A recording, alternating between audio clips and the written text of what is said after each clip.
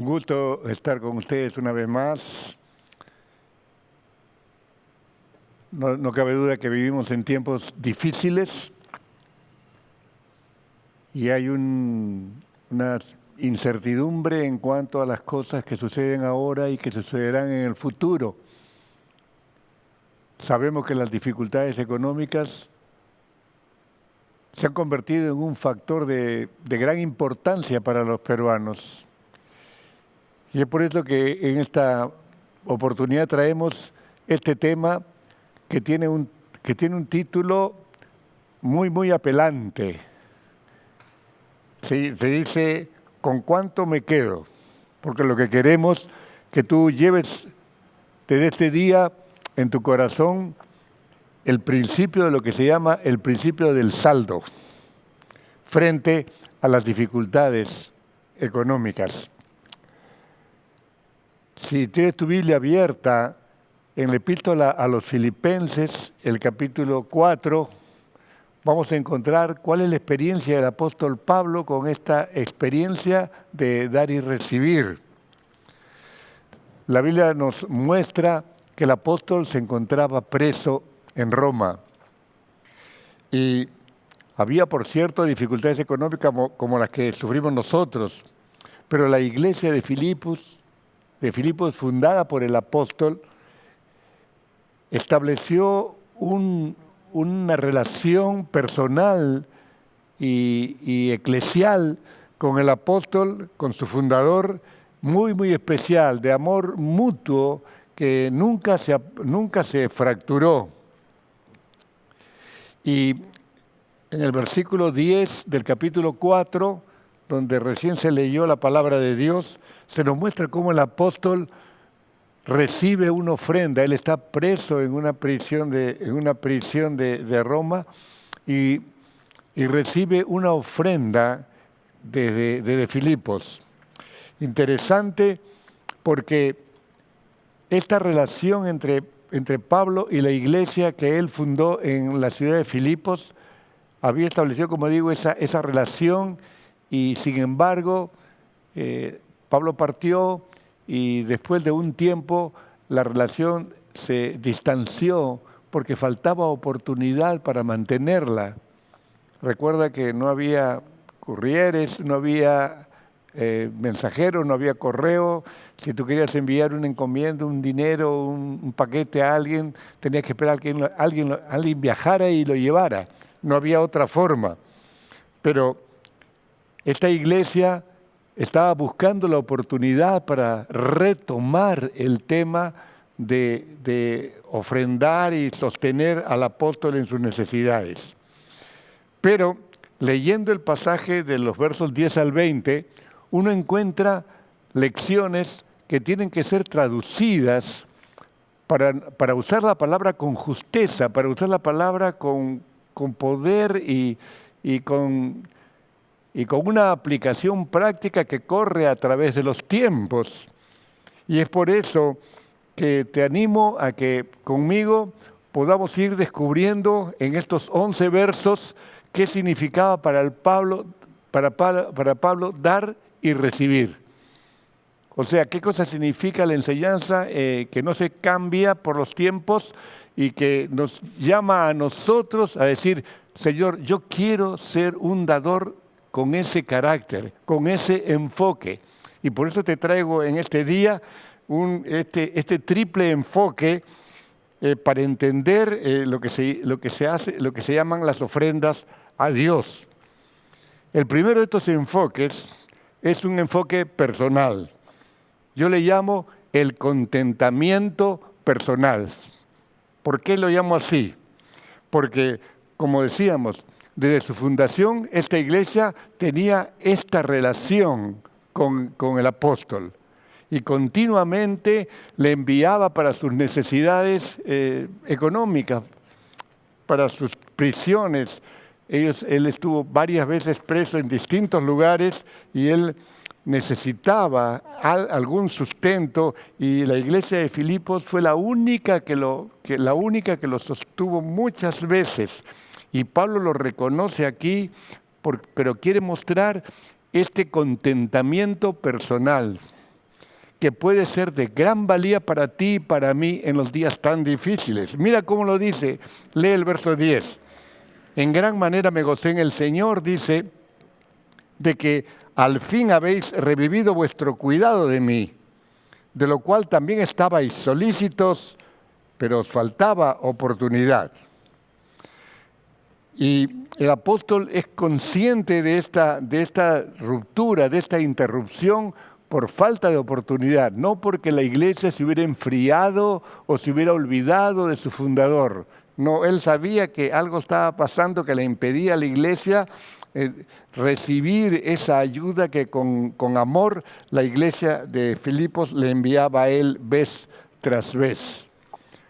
Curiosamente, el apóstol habla de un gran gozo que invade su corazón de haber experimentado esa ofrenda que le traía un hombre de Filipos.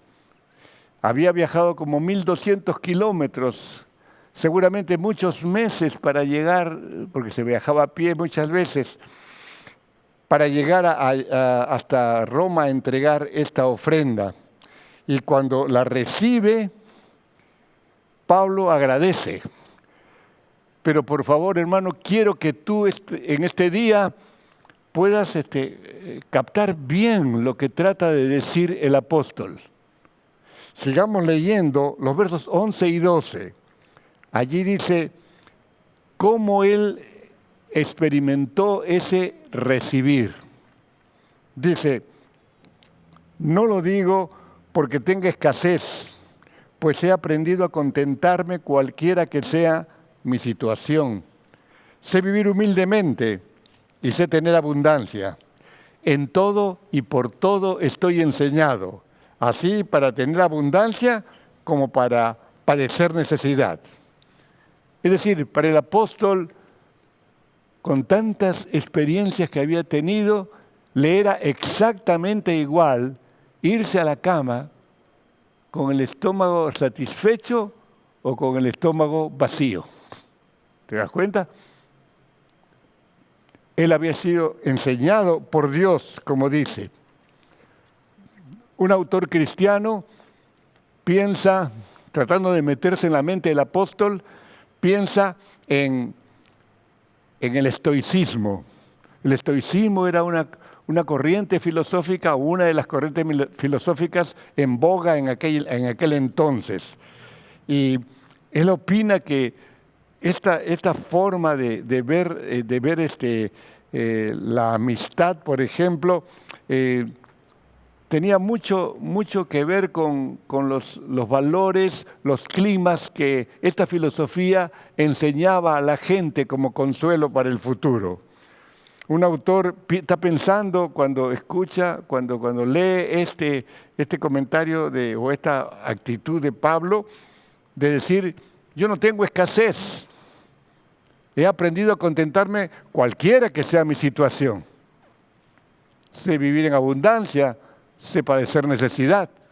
Por eso es importante para nosotros mirar cómo el apóstol entiende el contentamiento en contraste con la enseñanza filosófica que gran parte, la mayoría de la gente entendía, pero producto de esa influencia filosófica. En el estoicismo, el contentarse es vivir por encima de la necesidad y por encima de la abundancia. De tal forma que la persona llega a ser, escucha bien esto, autosuficiente. Pablo lo dice acá. No lo digo porque tenga escasez. He aprendido a contentarme, cualquiera que sea mi situación. Parece que están diciendo lo mismo, pero Pablo muestra un contraste que vale la pena remarcar. Pablo dice, este es un asunto de aprendizaje. Pablo dice allí, a continuación, que Dios le había enseñado al apóstol a vivir en abundancia o a esperar a través de la necesidad. Y por eso el verso 13 adquiere una aplicación que nosotros necesitamos, hermanos, contextualizar siempre. ¿Qué nos dice este versículo amado, hermoso, que todo el mundo sabe, hasta los niños? Dice Filipenses 4:13, todo lo puedo en Cristo que me fortalece. Y es maravilloso, ¿verdad?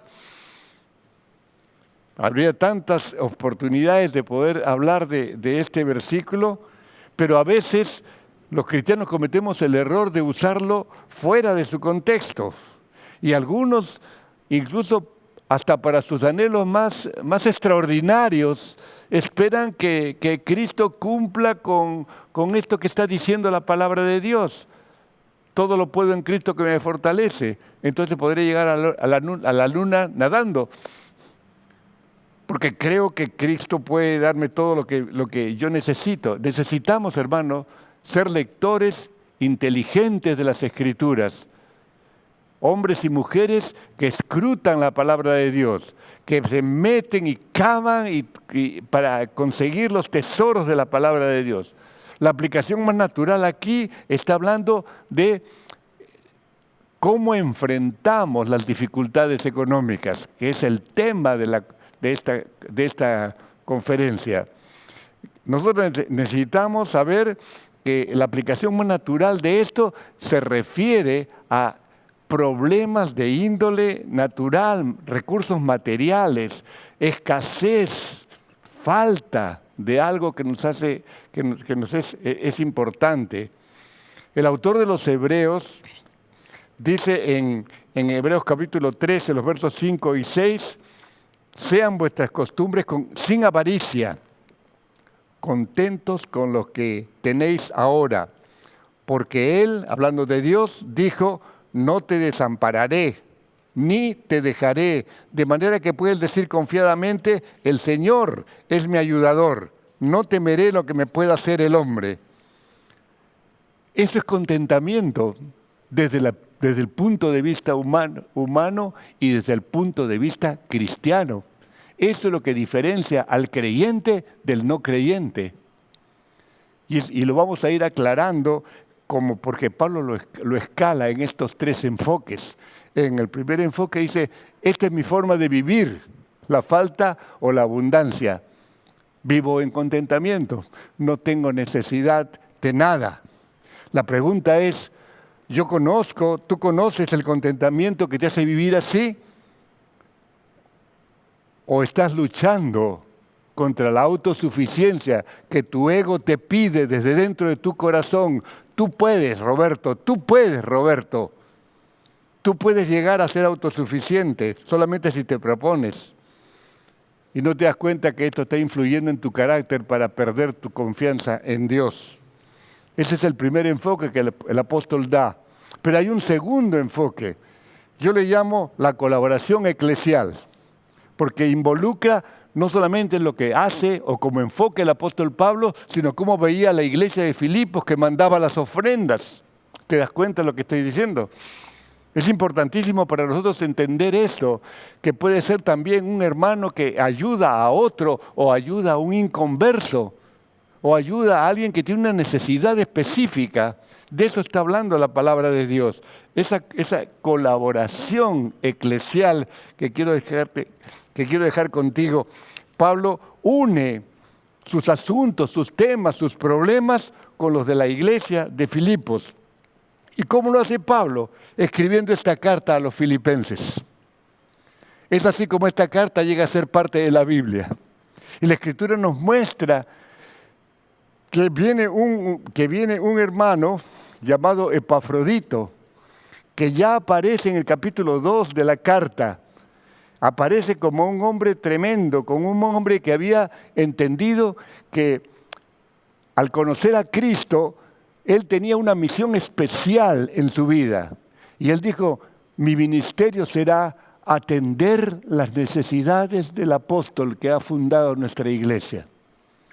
Y donde quiera que la iglesia de Filipos enviaba una ofrenda al apóstol Pablo, Epafrodito se la llevaba. Epafrodito era el courier, digamos así. Y en el último viaje casi se muere en el camino. Y dice la palabra que él se angustió grandemente cuando se enteró de que en Filipos sus enviadores se habían enterado de que él estaba enfermo y nadie sabía qué pasaba con él y con su salud. Ese era Epafrodito. La Escritura nos muestra, cuando uno lee los versos 14 y 15, cómo Pablo comienza a desbrozar el enfoque de la otra parte, la parte que en este caso está dando la iglesia de Filipos. Y Dios nos muestra que había llamado a este Epafrodito a ese ministerio. Si tú lees los versos 14 y 15, verás que Pablo, después de decir todo lo puedo en Cristo que me fortalece, él retoma su agradecimiento a la iglesia.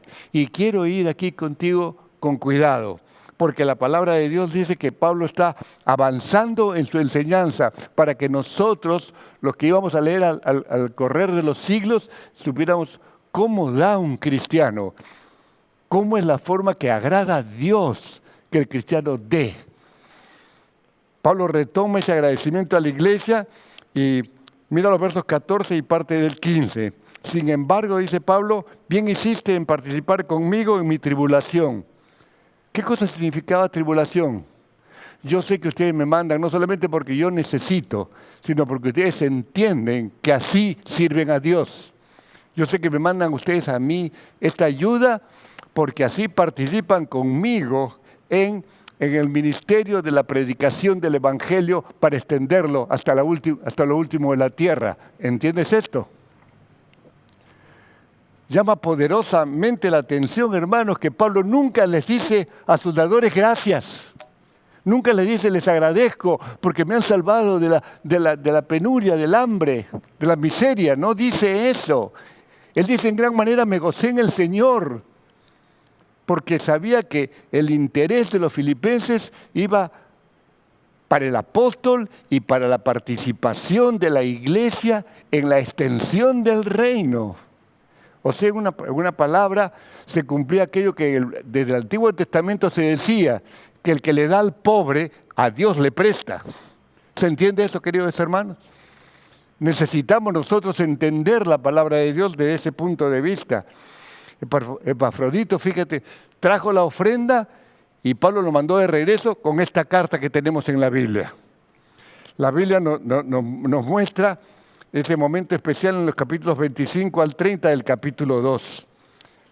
Pero cuando estamos en el capítulo 4, les dice, bueno, en cuanto a la ofrenda que yo recibí, hicieron bien ustedes. Y sigue hablando el apóstol, dice, y sabéis vosotros mismos, oh filipenses, que al principio de la predicación del Evangelio, cuando partí después de evangelizar y fundar la iglesia, ahí él está recordando los primeros tiempos de la fundación de la iglesia.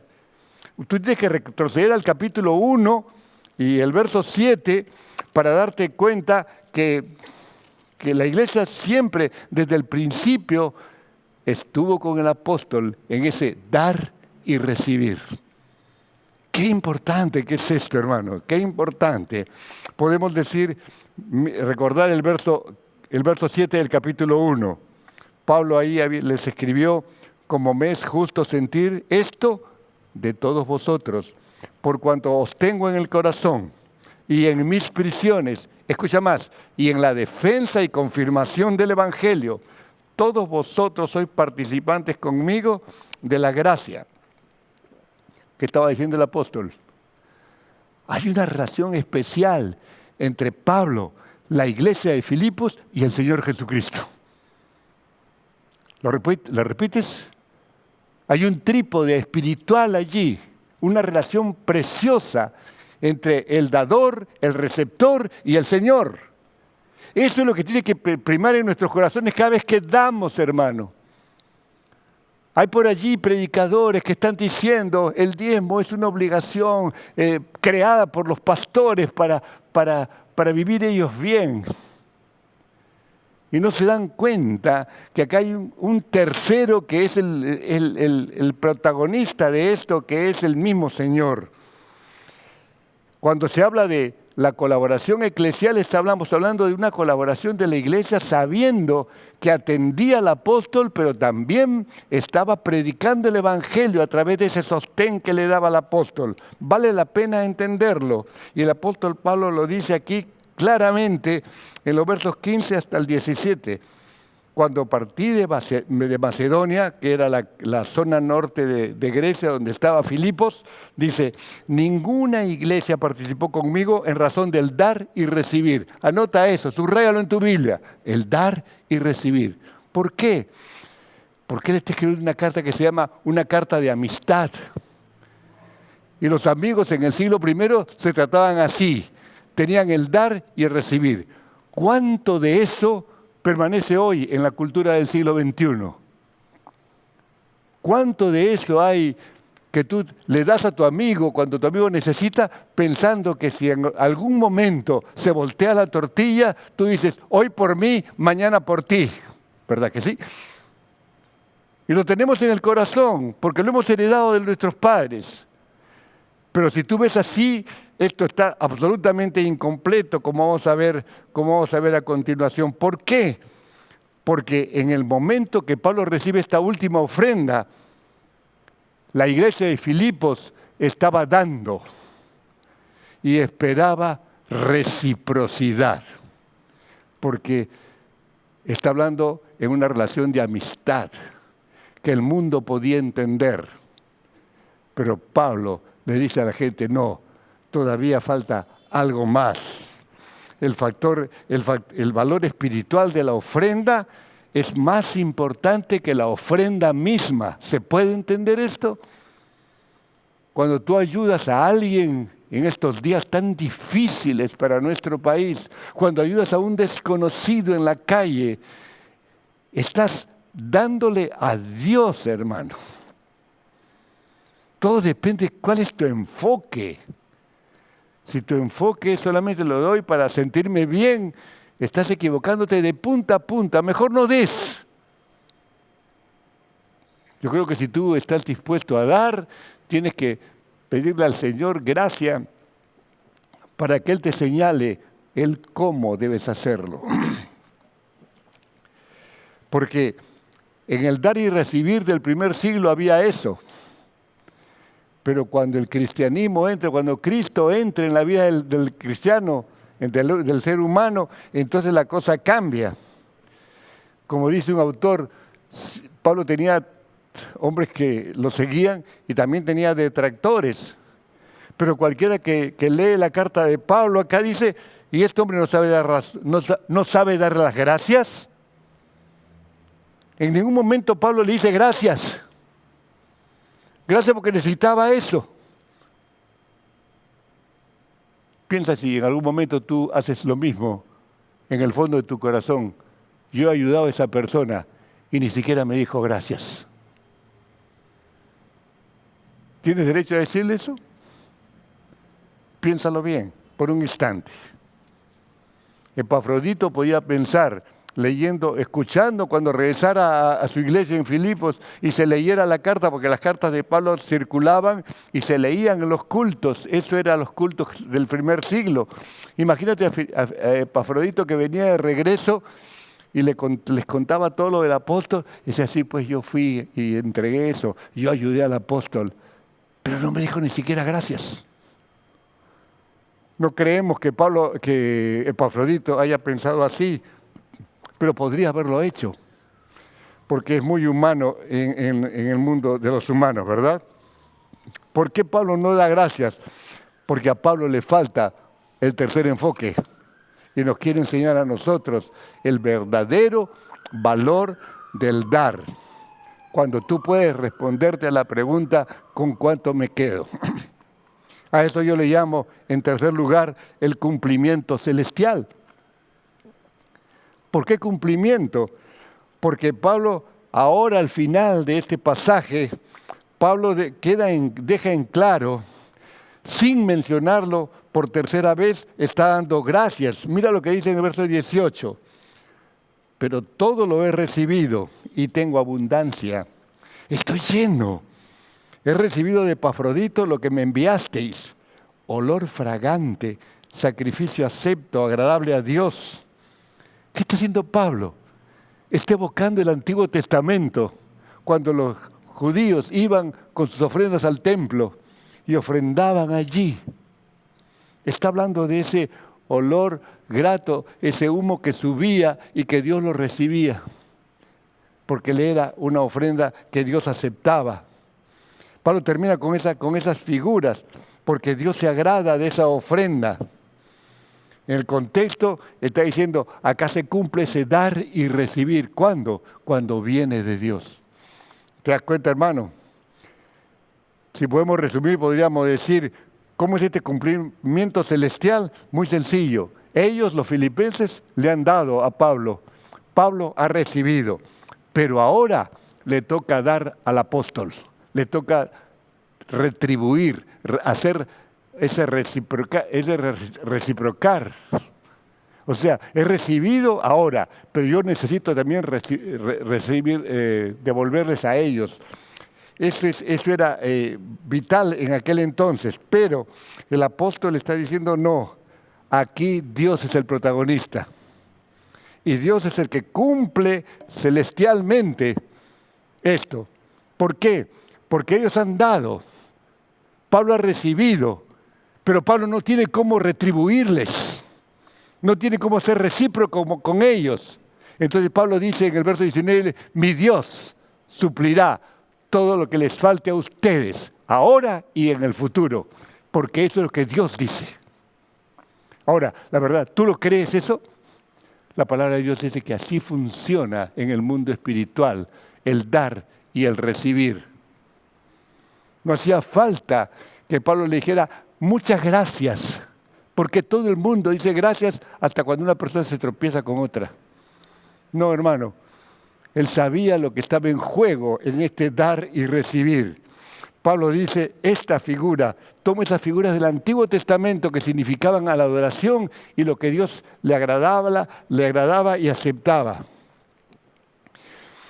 Mi Dios suplirá todo lo que os falte conforme a las riquezas en gloria.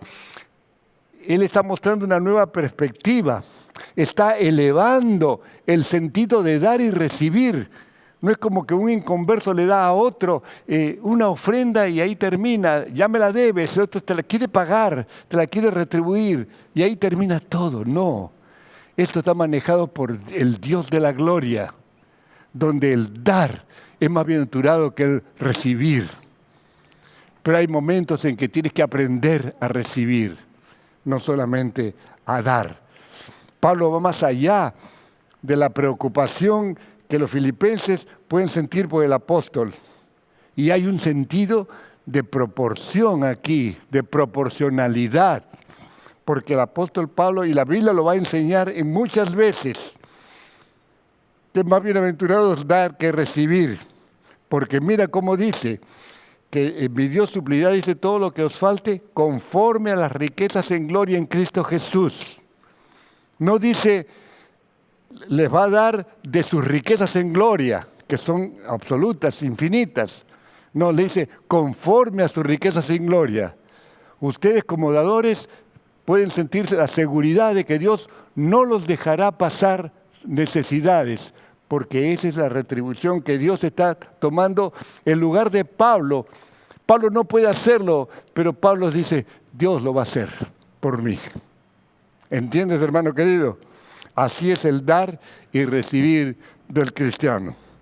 Por eso, cuando hablamos de este dar y recibir del cristiano, y cuando queremos cumplir con cuánto me quedo, uno tiene que recordar esa ofrenda de la viuda que el Señor expectó aquel día en el templo de Jerusalén. Porque el Señor estaba sentado frente al arca de las ofrendas y dice el Señor que los ricos venían y echaban mucho en el arca.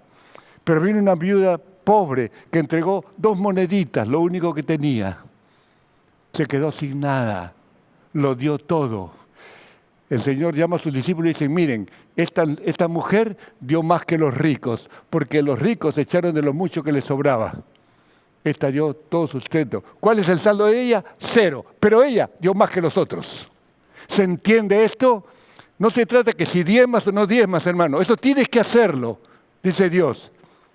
Eso tienes que hacerlo. Hay una reciprocidad en el mundo espiritual, pero esa reciprocidad tiene que ser conectada con la voluntad de Dios.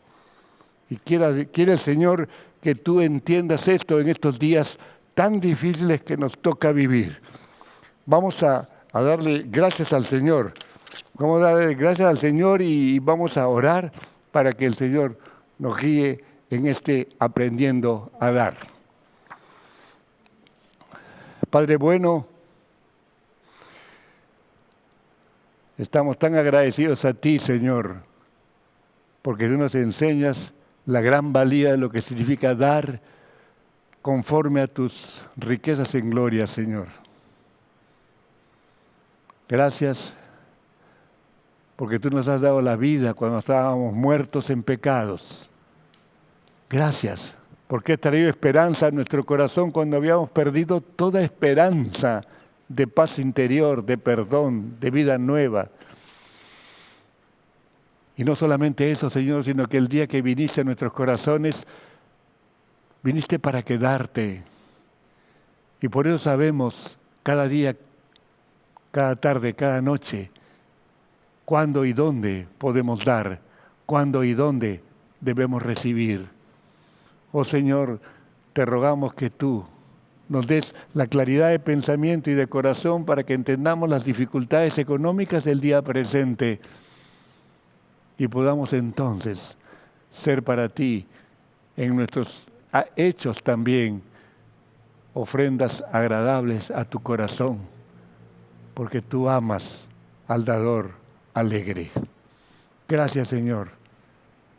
Y sé que estos momentos hay algunas personas en los grupos pequeños o en cualquier lugar del mundo, en cualquier celular en la ciudad o al otro lado del planeta, que esté escuchando este mensaje y no entiende hasta ahora lo que significa el verdadero dar, pueda saber que Dios dio para él y para toda la humanidad la salvación total en Jesucristo, el perdón total de los pecados.